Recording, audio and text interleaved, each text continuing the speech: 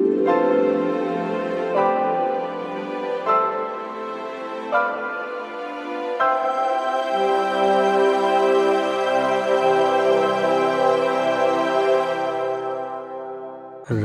पर आज हम आपको बता रहे हैं कि भाई को राखी बांधने का सही और पौराणिक तरीका क्या है।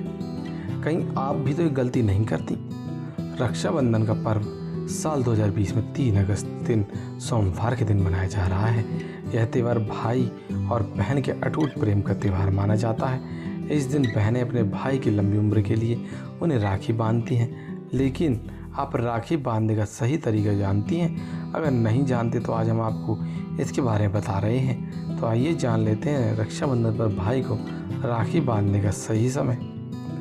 रक्षाबंधन के दिन बहनें अपने भाई को राखी बांधकर उनकी रक्षा का वचन भी लेती हैं और जिसे हम रक्षा सूत्र कहते हैं, जिसे राखी कहते हैं, जिन्हें बहनें अपने भाई की कलाई पर उनकी दीर्घायु के लिए बांधती हैं। लेकिन यह किस प्रकार से बांधना चाहिए, किस प्रकार से आप अपने भाई को राखी बांधती आई हैं, यदि आप पूर्ण विधि नहीं जानते तो हम आपको बताते हैं। आइए जान लेते हैं संपूर्ण विधि। पहला है, रक्षाबंधन के दिन बहनों को सबसे पहले सुबह जल्दी उठकर स्नान आदि से निवृत्त होकर साफ वस्त्र धारण करने चाहिए और अपने इष्ट देव की पूजा करनी चाहिए। अपने भाई की लंबी उम्र की प्रार्थना करनी चाहिए। इसके बाद दूसरी चीज़ है, उन्हें पूजा की थाली तैयार करनी चाहिए जिसमें आप रोली, चावल, राखी, गंगा जल, पीली सरसों, नारियल, मिठाई और दीपक हो। तीसरी बात है, राखी बांधते वक्त आपको इस बात का विशेष ध्यान रखना चाहिए कि आपके भाई का सिर हमेशा ढका रहना चाहिए। उसके सिर पर रुमाल हो, कोई कपड़ा हो या फिर कोई टोपी होनी चाहिए। चौथी बात है, इसके बाद अपने दाएं हाथ की अनामिका उंगली से अपने भाई का रोली से तिलक करना चाहिए। पांचवी बात, रोली से तिलक करने के बाद उस तिलक पर अक्षत यानी चावल अवश्य लगाने चाहिए। बिना चावल के टीका नहीं माना जाता।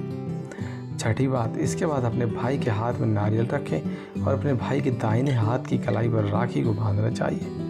सातवीं बात है, राखी बांधने के बाद अपने भाई के हाथ से वह नारियल ले लें और अपने भाई को मिठाई खिलाएं।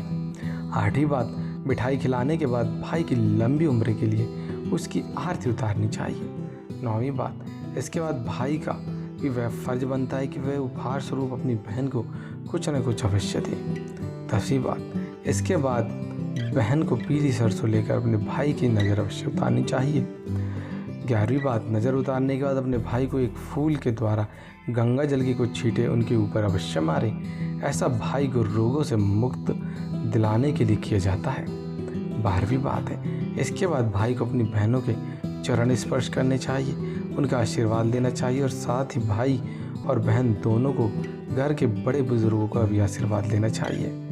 यदि आप इस प्रकार से अपने भाई को राखी बांधते हैं तो आपके भाई के ऊपर कभी भी कोई भी परेशानी नहीं आएगी, कोई भी अड़चन नहीं आएगी, उसको यश मान सम्मान की प्राप्ति बनी रहेगी।